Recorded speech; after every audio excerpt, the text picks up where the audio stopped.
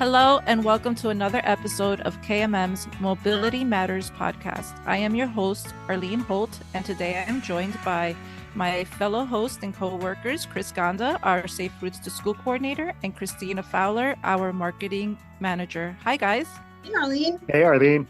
Hey, Chris. Hey, Cristina. So on today's episode, we just want to take a little time to talk about our plans for the upcoming days and weeks ahead. We have a lot of projects planned, and we'd like to let everyone know what's going on. With that said, let's hand it over to Chris, and he can start us off by talking about what's going on with Safe Routes to School.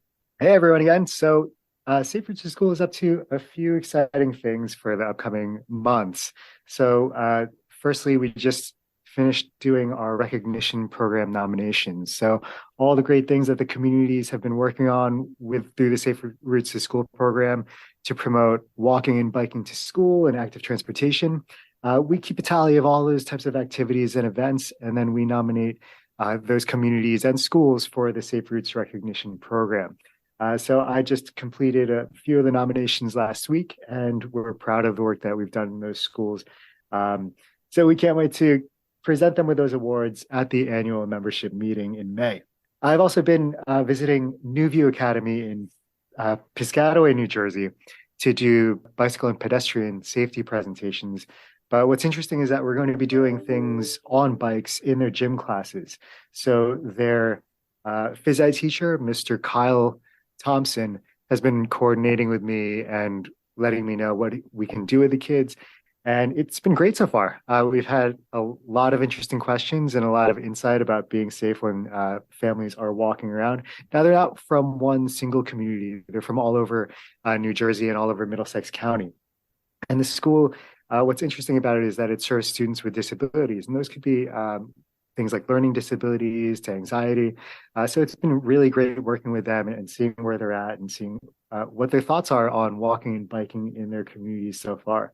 And we'll be bringing bikes to the schools. And I'm so happy to have secured some bike donations for us to use for some education at that school throughout the spring. And then once the school is done with them, because the students are coming from all over, they can't bring their bikes to school, but they all have bikes at home. But once they're done with the bikes, we'll be able to forward those bikes to our friends at Girls in Gear. So we're happy to present them with that donation from our friends at the Plainfield Dairy Queen. Now they have they have a bike giveaway a few times a year. And from my work with Safe Routes to School in other parts of the state, I got to know Rich DeMare and his wife, Donna Albanese. And they're all about giving back to the community. So I knew that when I needed bikes, they were one of the first people I would reach out to see if they'd be able to donate bicycles for me to use in our education programs and for us to further give those out to kids who may need them, or to organizations that may need them in our service area. And they were more than happy to be able to do that. And Rich said that the total amount of bikes that he and his friends have fixed for Plainfield residents and those in the area who need bicycles is up to a total of over 4,000 bikes now. So he's been doing some amazing work, and we're happy to include his work in ours. And we're happy to receive those bikes and to be able to give them out to folks in the community as well. They have a really great program over there for bike donations. So that's really great to hear. They do. And I can't believe that number, 4,000. Yeah, that's remarkable. That's incredible. That's one of the bigger things we're working on. And I've enjoyed our work at New View, and I'm happy to include other local partners who would like to give back in the surrounding areas. So if anyone listening, if they have any bikes to donate, we will gladly take those, get them fixed up, and get them ready to be in the surrounding areas. Let's see, other than that, we are working on our bookmark contest, and it's looking like our theme is targeting families being active together. So that could be walking to school or biking to school or walking or biking anywhere, or doing other activities that would be great for them to help stay healthy in the community. And we have a wonderful sponsor who sponsors that every year. A shout out to our folks at Provident Bank. So we'll be opening our bookmark contests for entries probably within the next week or two. So everyone look out for that. We'll be sending out notifications, and you'll see it on our social media in the upcoming weeks. And aside from that, it's never too early to start planning for Walk and Bike to School Month in May. May is National Bike Month. And at the same time, we're also promoting any other pedestrian safety or bicycle events during that time. So we are accepting any ideas or any schools that are interested in registering their walk to school or bike to school events. We have plenty of giveaways for them to give to any students who are participating. And I also have a schedule of bike rodeos that is coming out with our friends at the Mobile Family Success Center. We've nailed down a few dates in the nearby municipalities, and a schedule and save the date will be coming out from them shortly too. So it's been a pretty busy month since I've been back in January. You really have been busy. I guess so. You got to take a breath there. Yeah. Not to mention the school audits that you're doing, right? You're doing a couple of those this spring. Yeah, I haven't had any on the calendar yet, but the goal this year is to revisit some of our recognition program winners who have been gold recipients in the past.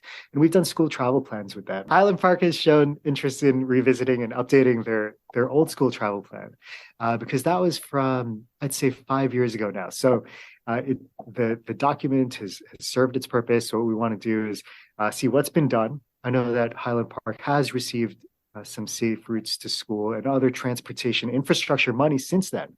So there have been improvements made to the areas and recommendations that were listed in their previous school travel plans. We want to go back there. We want to see what's working and what's not working, and maybe a few areas that may need attention since those other areas have, I don't want to say they've been repaired, but infrastructure improvements have been made. So we want to go back and see what else can be done in town. So Highland Park is on the list, and I've had talks with other nearby communities that are interested in taking a similar approach to and planning approach to what their infrastructure is like for schools. Arlene, you and I have done a quick assessment in a nearby community in Dunellen. So Yes. we are working with Faber Elementary School. And thankfully enough, the day we set out there, we didn't really schedule anything, and we thought it was going to be pretty informal. But when we visited the school principal met us and was able to give us his ideas, and it worked out perfectly once we presented those to the mayor's safety task force. But Arlene, I don't want to steal too much of your thunder for that part of the conversation Yeah, topic. well, I mean, that's to come, but yes, we are working with Denellen and the mayor's traffic and pedestrian safety task force on improving bicycle and pedestrian safety within their community and along Farber Elementary. So within the next few months, we will be hopefully doing a traffic calming project within the borough. So stay tuned for that as well. And it's a lot of fun going out and doing these assessments with people, especially people who live in those towns or boroughs, because we may think we know something about a street corner or intersection, but then they can tell us a whole different story. And what was nice was that there were crossing guards out because we were there around dismissal time.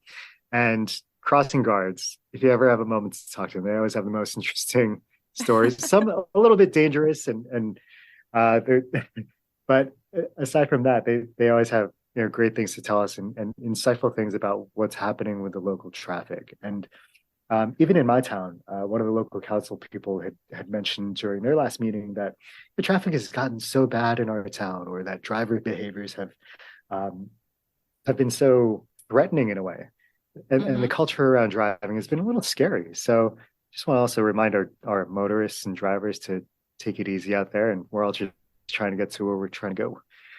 It's true, and no matter whether you drive or you walk, we're all pedestrians at some point. You got to park your car and walk into the restaurant or the shopping center.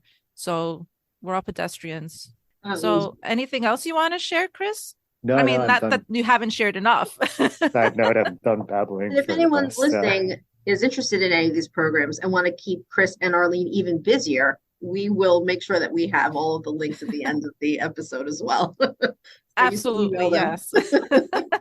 And we will also give a shout out to donors and for the bicycles and all that other information. If you want to donate bikes, you can always contact KMM and we can point you in the right direction, or we could just take it and donate it on your behalf. A great segue to you, Cristina, because I believe International Bike to Work Day is upon us. You want Yes, to it talk a little is. bit about that? Sure. So, International Bike to Work Day is this Friday, February 10th. Lucky for everyone on the East Coast, the temperature this week is going to be milder than normal.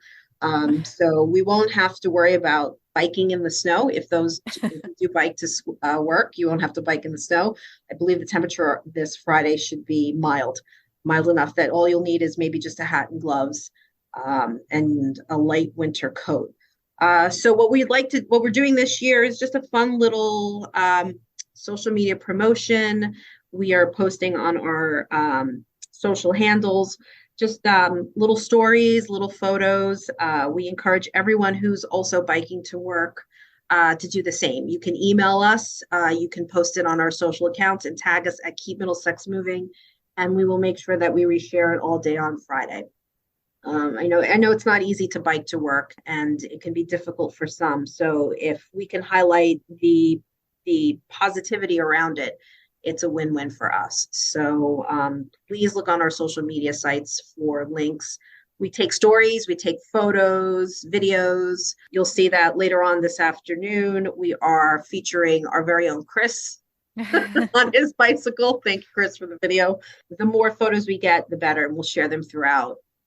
Like I said, we'll share them throughout Friday, and then we'll also share them throughout the coming months as well. That sounds like a fun little event that we're going to be having on Friday. I'm going to have to get on my bike. Well, I will be working from home on Friday, but I will be riding my bike into town for a quick cup of coffee. So I hope that'll count if I bring my phone with me. And check email when I get to the coffee shop. But I also wanted to share, we are working on a conference that is scheduled for March 7th. Right. We are working with the Middlesex Chamber of Commerce. The conference is called Mobility for All Conference, Safe, Sustainable, and Equitable Transportation. It will be from 8 a.m. to noon. It will be located at the Professional Conference Center in Piscataway. We just started promoting it now. There will be a link on all of our social channels and also at the end of the podcast to register. And we will be working with some very impactful leaders and experts in the field of mobility, sustainable transportation, equity. And we're also going to have a panel that is focusing on Vision Zero. We have Assemblyman Dan Benson and Ryan Sharp from Hoboken talking about Vision Zero, not only from a state perspective, but from a local perspective, and how, Hoboken was able to implement the Vision Zero program and have a successful Vision Zero deaths for the past, I believe, 2 years. And Assemblyman Benson was one of the sponsors of the bill. Yes, correct. Mm-hmm. So he'll be able to give us a broad overview of what the state's approach is and what we can see down the pipeline.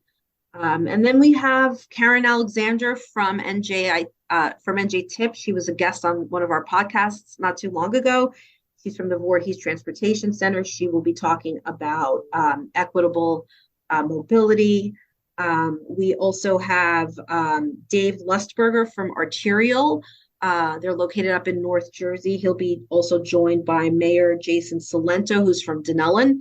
And they'll be talking about putting together safety, sustainability, and equity in one shot, and what that looks like on a municipal level. And then we also have Erin Hill from New Jersey Transit. She will be on hand to talk about the electric fleet that New Jersey Transit is implementing. And we also have Professor Wang from Rutgers University.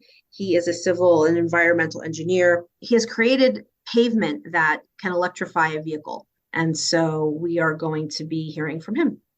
So That's going to be really interesting because, as we know, EV usage is up. And one of the big concerns is charging stations right now. There's never enough. So it'll be interesting to hear what Professor has to say about pavement charging. We're taking registrations now. Like I said, we are running this program in conjunction with the Chamber of Commerce. So The links to register will be provided on our social handles on our website and at the end of this podcast as well. And we're really looking forward to it. So we hope that everybody, and this is open to all municipalities throughout New Jersey, not just Middlesex County. So we encourage everyone to come. It's a half day and it will be a lot of fun. And I'll be there. Yeah, absolutely. Oh, actually, Chris will be moderating. So if you want to spend the day with us, I may help you, Chris. I'm not going to leave you hanging in the wind by yourself, but it's definitely going to be an interesting day for anybody who's a planner, community organizers, Vision Zero advocates, sustainable transportation, bike ped advocates. This is for you. So if you know somebody who might benefit from this half-day conference, please, again, refer them to our social media handles. We will be promoting it. And again, it will be held on March 7, 2023 from 8 a.m. to 12 noon in Piscataway. Yep. So we hope we hope everyone can join us. Yes. And looking ahead to other Mobility Matters podcast episodes, I believe we have some interviews between our executive director and municipal elected officials, correct, Cristina? We do. We actually, our next podcast, the next drop should be at the end of February, and it's with Avnish Gupta, who runs the Easy Ride program up in North Jersey for seniors. So that will be very interesting to see. I believe now they're providing more than 5,000 rides a month to seniors. Yes, that's for the Ride for Life program. Yes. So we'll have Avnish at the end of February. And then we also, I believe we're going to have South Amboy and we have North Brunswick coming up in the coming months as well. Those still need to be finalized and scheduled, and Mayor McCormick from Woodbridge. So all exciting podcasts coming up between now and the end of our season, which I can't even believe we have 6 already underneath us. And it flies by, but it really does. Great. It's been a lot of fun. It has been. I hope our listeners think it's fun too. Yeah. Well, we've had some great episodes, a lot of good guests. Mm-hmm. So just, a lot has been going on here at KMM, and a lot will continue to occur in the coming months, as Chris just mentioned, and the conference as well. So stay tuned. If you're not following us on our social media accounts, please do so. There you will find all the information on upcoming podcasts, the conference, Bike to Work, Walk and Bike to School Day, and everything else that we're doing. Exactly. Well, thank you, Arlene. It was great talking with you. Yes. Thanks, everyone. Take care. Until our next episode. Funded by the North Jersey Transportation Planning Authority and the Federal Highway Administration.